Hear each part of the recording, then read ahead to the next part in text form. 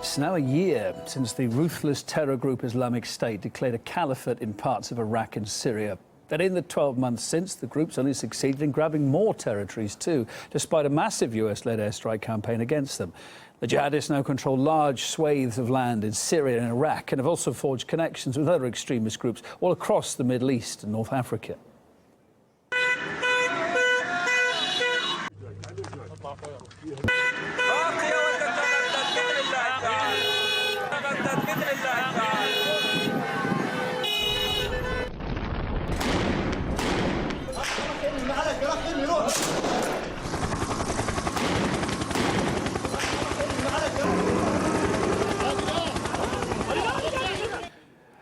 And what a difference 12 months makes. Last year, the US president dismissed Islamic State by likening it to an amateur basketball team at the time, dressed up, he said, in professionals' clothing. A year on, though, and Barack Obama's moods changed decidedly. At this moment, the greatest threats come from the Middle East and North Africa, where radical groups exploit grievances for their own gain. And one of those groups is ISIL. Many argue it's the interference from the Western coalition in the first place in the region that contributed to Islamic State's rise. The US and its allies have deployed hundreds of military personnel to train the moderate so-called rebels in Syria. They've also sent military equipment to help local fighters battle President Assad's regime. Middle East political commentator Mawa Osman told me that this aid only bolstered the jihadists. Well, let's be serious here. The airstrikes were very minor. I mean, the amount of airstrikes that were pounded on Iraq in the Iraqi war were much, much more than what the West is doing right now on ISIS. The West, and namely the US and the EU, and especially their NATO forces, were responsible for supporting, financing, and giving arsenal to ISIS in the first place in the name of these so-called rebels, or let's say non-terrorist rebels, or these very peaceful rebels. No, they are not peaceful. And even if they were giving these weapons to the FSA, ISIS just took over these weapons. They took over the weapons of the Iraqi army as well. And the second thing is that they don't want to pay for this war. They don't want to. They see that Saudi Arabia and the other Gulf countries should pay for this war, but they are already paying for it, but on the wrong side here, not the right side. Muslim graves in a cemetery in Nottingham in the United Kingdom were damaged at the weekend. It comes after the Tunisia terror attack in which many Britons lost their lives. Anastasia Cherkina joins us now for more on this from London. Hi there. What was the motivation, the police think, behind this attack, the NAST?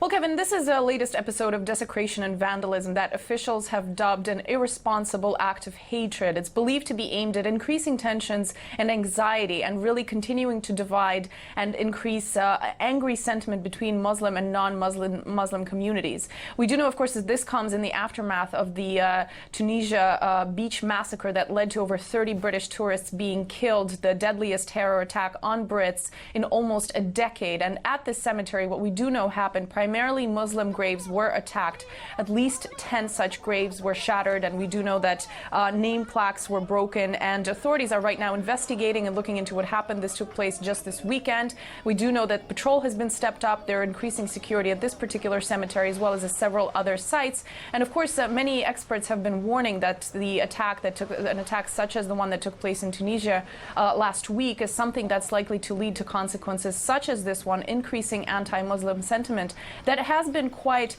high and worryingly in the UK as is. We do know in a recent survey by YouGov that was conducted earlier this month, the majority of Brits questioned said that they associate the word Muslim with the concept of terrorism more than any other issue or word. Anastasia Cherkina in London there, thank you for the update. Well, this latest incident has become just another demonstration of apparently rising anti-Islam sentiment all across Europe. Back in December, a mosque in Sweden, you may recall, was set on fire, followed by another 3 arson attacks on Muslim centres within a week. And then the deadly shootings in Paris in January at the Charlie Hebdo magazine's offices and also a kosher grocery store also triggered a wave of Islamophobic actions. More than 200 attacks, in fact, were reported in the first quarter of 2015. That's a 500% rise compared to the same period last year. Meanwhile, in Germany, far-right group Pegida has been attracting thousands of supporters through the recent months at their marches against what they call the growing Islamization of Europe. Tensions brewing in the southern United States over the controversial Confederate flag, which is again under close scrutiny in the wake of the Charleston church massacre. Put our flag back! Put our flag back! The emblem's long been associated with racism, but people in Alabama and South Carolina say it's just part of their heritage, and hundreds turned out this weekend to defend their right to fly the deeply divisive banner. A few hours before these pro-Confederate flag rallies, an African-American woman climbed a flagpole outside the South Carolina State Capitol building to try to take it down. Bree Newsom said she did it because state officials had failed, she said, in their moral duty to remove the divisive emblem. She'd managed to get halfway up that 10-metre flagpole when police told her to come back down again. She ignored them and continued her ascension to get hold of the flag. Bree was greeted with cheers from onlookers after returning back to the ground.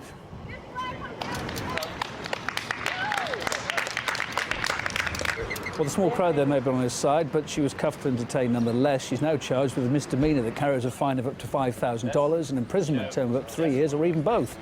As for the flag, it was shortly hoisted back up again. It's actually protected by state law. Last week, though, President Obama, worth bearing in mind, said removing the flag from the South Carolina Capitol would be the right thing to do. For many, black and white, that flag was a reminder of systemic oppression and racial subjugation. News continues here, just about 40 minutes time with me, Kevin Owen. Thank you for being with us wherever you're watching. Next, going underground on air, looking at the ongoing battle with Islamic State and America's role in creating and funding groups it then labels as terrorists.